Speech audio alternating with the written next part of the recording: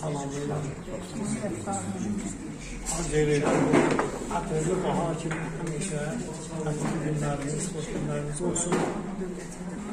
O cümlədən çıxışlar hər zaman istərdim ki, Dirçənlərin Allah rəhmət eləsin sənətlərına deyir ki, vətən sərhəddən başlayır. Vətən sərhəddən başlayır. Qazilərinin canı sağ olsun, şəhidlərimizə Allah rəhmət eləsin, şəhid varsa vətən var. O cümlədən Müşfiq qardaşımız alimlik, xalqın, vətənin bilgisi.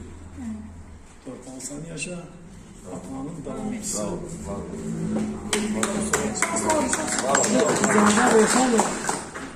Ben bir kuplete şehir deyim. Allah rəhmət eləsin, Heydər Əliyev hər görüşür, çıxışda gəlir, önə çıxır. 1982-ci ildə Moskvaya gedəndə Kəlbəcərdə erməni ilə dalaşmış. Qaraxansalı kəndində. Əmraslan kişinin evində.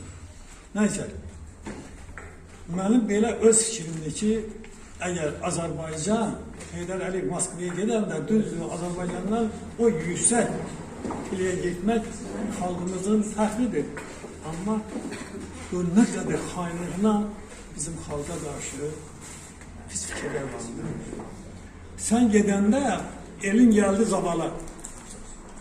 Rəhbərlər qalmışlar avara, bilmirlər gedib kimə yalvara, sən yetişdin köməyimizə, ay baba, Çəpəz, Mirov, baba dağda küsərdi. Düşmənlərin genindən baxıb gülərdi, sən gəlməsən, el bildirim döyərdi, gəlişinlə sür yaratın, ay baba. Naşı adam iş başında qalmışdı. Öz işinə özü mətəl qalmışdı. Azərbaycan ot tutmuşdu, yanmışdı, leysan olub. Sən söndürdün. Ay baba, sağ olun.